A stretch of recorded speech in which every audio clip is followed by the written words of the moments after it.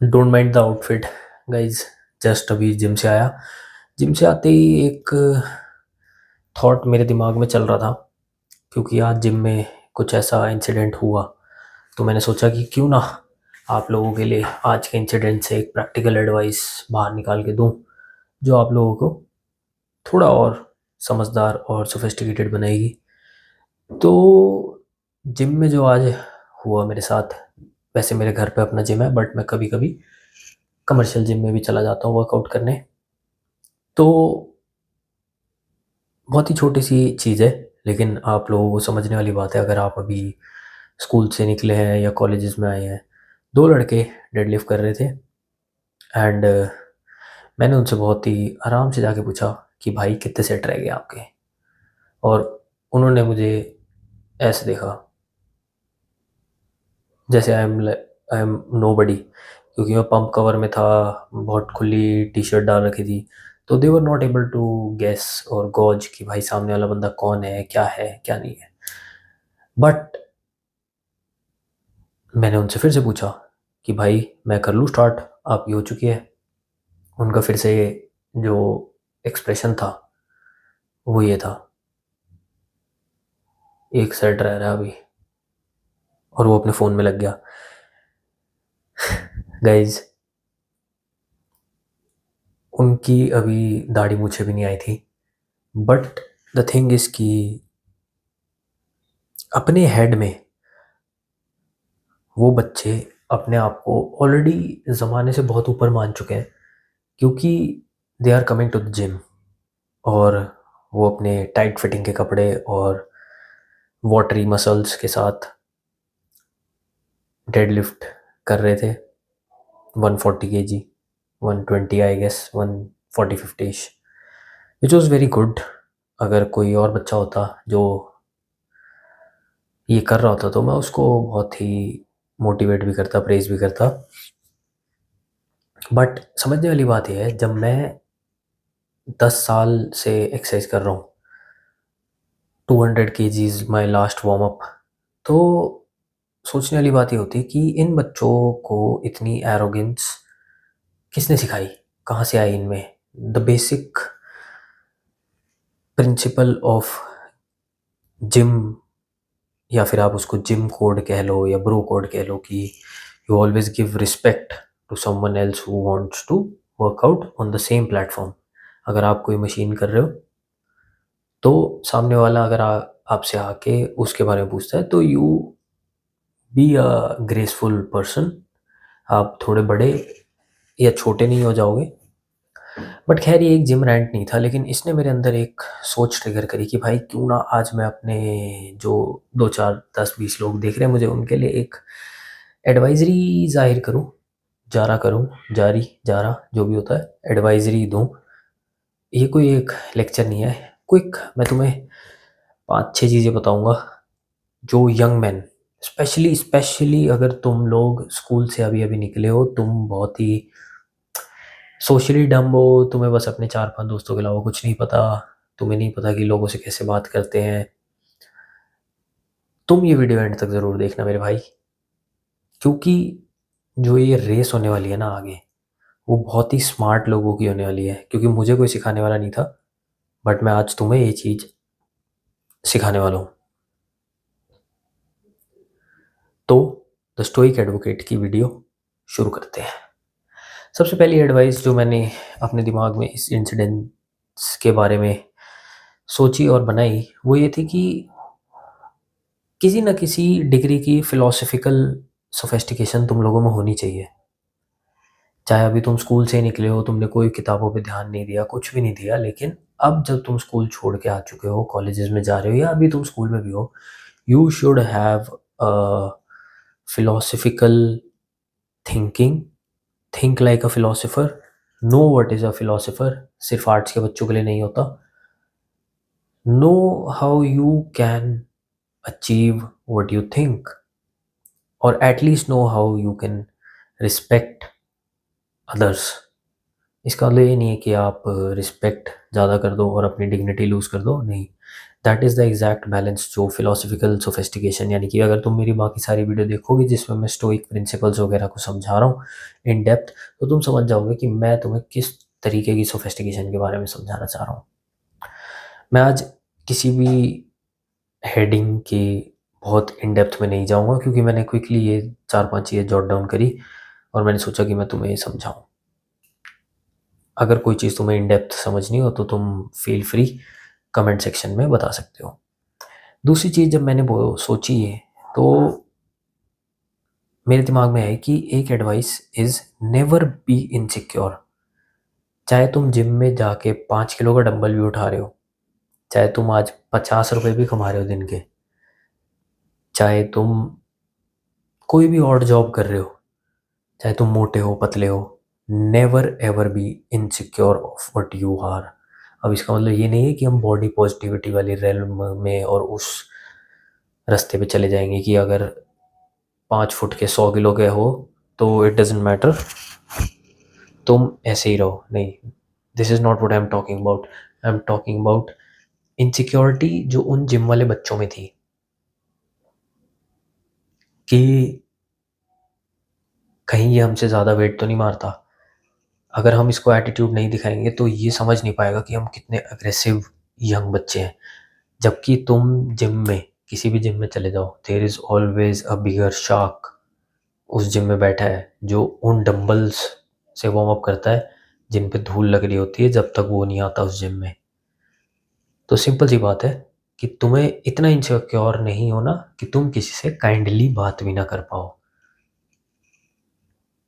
तीसरी जो मेरे दिमाग में बात आई थोड़ा सा हटके है कि आजकल के बच्चों को कमिटेड रहना, कमिटमेंट इश्यूज ये बहुत ज़्यादा फेस करने पड़ते हैं, क्योंकि जो कमिटेड रिलेशनशिप्स आप बनाते हो, चाहे वो आपके दोस्त के साथ हो, चाहे वो आपकी गर्लफ्रेंड के साथ हो, they create a greater value in the society, they create a greater value in your own life.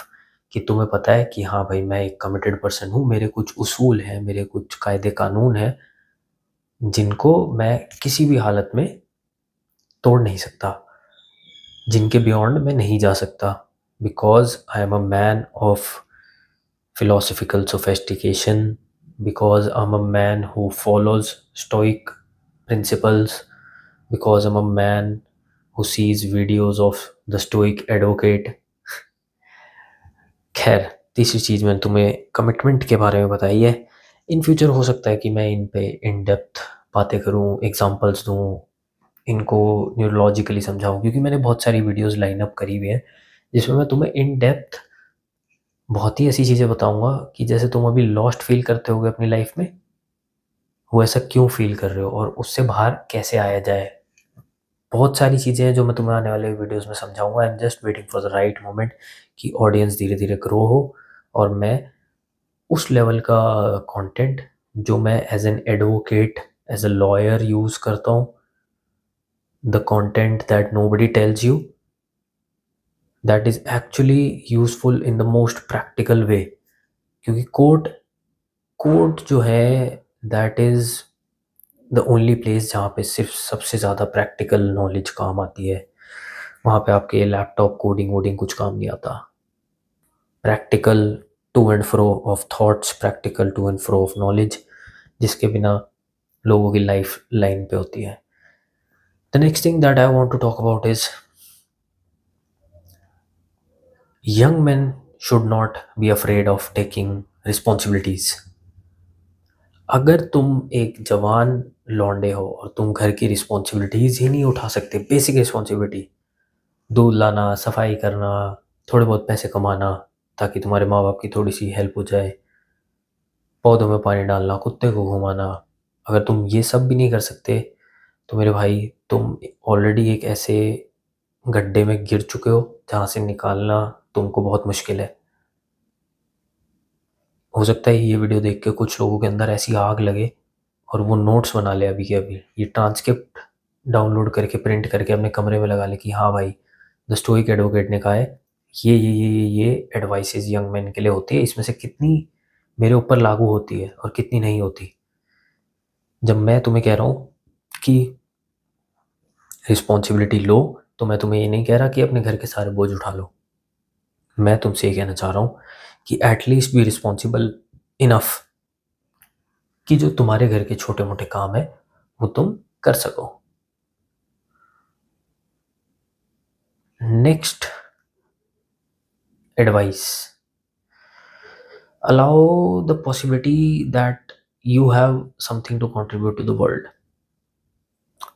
इसको समझने से पहले, कंट्रीब्यूशन टू द वर्ल्ड के कॉन्सेप्ट को समझने से पहले, ये बहुत ही गहरी बात हो गई है, मैंने अभी तुम्हारे लिए लिख दी, बट मैं इससे पहले तुम्हें एक एडवाइस जो दूंगा, that should be a number one advice, which is make a plan. रोज सुबह उठो, एक प्लान बनाओ, उस प्लान को ऑडिट करो हर हफ्ते, हर महीने, कि तुम्हारे गोल्स जो मैंने लास्ट वीडियो में बताया था, तुम्हारे डिज़ायर्स, तुम्हारे एक्शन, तुम्हारी जजमेंट उस प्लान के अकॉर्डिंगली लाइन अप कर रही है, या तुम बस ऐसे ही नाले के अंदर बहे जा रहे हो। Because you want to be that stream that ends up into that ocean. तुम वो नदी बनो, वो उफानती हुई नदी बननी है तुम्हें, जो जाके समुद्र में मिलेगी। समुद्र is your final form, is your final stage, but how you reach that matters the most. कि बहुत सारी नदियाँ अपना फ्लो खो के नालों में तब्दील हो जाती है, नहरों में तब्दील हो जाती है, but you don't have to be that. So guys, make a plan. Plan जब तुम्हारे पास आ जाता है तो at least get disciplined about something. Jordan Peterson हमेशा कहता है कि if you can't be disciplined about everything, at least get disciplined about something. एक ऐसा डिसिप्लिन तुम्हारा होना चाहिए जो तुम्हें दुनिया से अलग बना रहा है, जो तुम्हें तुम्हारे पिछले सेल्फ से इम्प्रूव कर रहा है। अब वो हो सकता है कि रात की तुम्हारी एक जर्नल लिखना, वो हो सकता है तुम्हारा सुबह सुबह रनिंग पे जाना, वो हो सकता है तुम्हारा शाम को जिम जाना, वो हो सकता है तुम्हारा रोज़ अपने घर वालों के लिए कुकिंग करना, एक मील प्रेप करना, वो हो सकता है तुम्हारा रोज़ के 10-15 पन्नों को पढ़ना। क्योंकि जो एक एडवाइस मैं तुम्हें क्विकली बताऊंगा, that is read more and more books. ये मैं तुम्हें हर वीडियो में समझा रहा हूँ। Books are underrated tool. जो तुमने अब तक स्कूलों में और अपने आसपास पढ़ा है, that is all useless, worthless. Real life में उतरते ही तुम्हारे काम जो आएंगे, that will be stoic principle. जो मैं तुम्हें इस चैनल पे हर वीडियो में स्टोइक प्रिंसिपल्स के बारे में समझा रहा हूँ, ये तुम्हें as a man, as a character, as a strong woman forge करने के काम आएंगे। तो यू हैव टू डिसाइड कि तुम्हें इस चीज़ को कैसे इंटरप्रेट करना है। क्या तुम इसको इतना लाइटली लोगे तो you will be just like other डम फक्स रोमिंग अराउंड। चिप्स खाते हैं, मोटे हो जाते हैं, पड़े रहते हैं, अगली रहते हैं, कोई अट्रैक्शन नहीं है, कोई उनको अटेंशन नहीं देता, देन दिस से कि हमें डिप्रेशन है एंड ऑल दैट। मैं अभी इतना रूड नहीं होना चाह रहा, क्योंकि मैं चाह रहा हूँ कि तुम लोग हल्की बातों को पहले समझना शुरू करो, तब हम जाके गहरी बातों में घुस जाएंगे। फिर जब गहरी बातों में घुसोगे तो तुम्हें प्लान्स भी बताऊंगा, तुम्हें प्रोग्राम्स भी दूंगा कि कैसे कैसे काम करना है, कैसे कैसे तुम अपनी प्रोडक्टिविटी को उस नेक्स्ट लेवल पे ले जा सकते हो। क्योंकि मैक्सिमम जो यूट्यूबर्स में कमी है, that is they only speak, they haven't done anything other than YouTube. But जब मैं तुम्हें बात बता रहा हूँ, तो मैं तुम्हें as a lawyer, as an advocate बता रहा हूँ, जो लाइफ की उन मुश्किलों को देखता है जिनके बारे में तुम शायद सोच भी नहीं सकते, और जिनके बारे में कोई तुम्हारे पास आके बात भी नहीं करेगा। तो अभी तुम इतने मैच्योर नहीं लग रहे मुझे, धीरे धीरे मैं समझ पाऊंगा कि उस लेवल का कंटेंट मैं कितनी जल्दी तुम्हारे आगे ला के रखूँ। तो जब मैंने तुम्हें बताया कि अपना एक डिसिप्लिन बनाओ, उस डिसिप्लिन में या तुम्हारी उस प्लान में at least there is a possibility कि तुम दुनिया को कुछ दोगे, कि तुम्हारा भी वर्ल्ड में कंट्रीब्यूशन होगा। Being your better self, being a kind person, being an intelligent person, being a hard working person is itself a contribution to the society. जिस सोसाइटी में लोग बेवकूफ़ों की तरह घूम रहे इधर से उधर, एनपीसीज बन के, शीप बन के, अगर तुम इंटेलिजेंट इनफ हो, तुम समझदार हो, तुम स्टोइक हो, तो you are already contributing to the society. ये कुछ छोटी मोटी बातें जो बहुत गहरी है, जिनके बारे में तुम एक एक घंटा बात कर सकते हो मेरे साथ या आपस में अपने दोस्तों के साथ, अपनी क्रिटिकल थिंकिंग को बढ़ाने के लिए। मैंने इस छोटे से वीडियो में तुम्हें बताई है। अगर ये वीडियो अच्छी लगी हो तो do let me know. I will be coming back with a lot of crazy content for you guys. Till then, take care, guys. Read more books.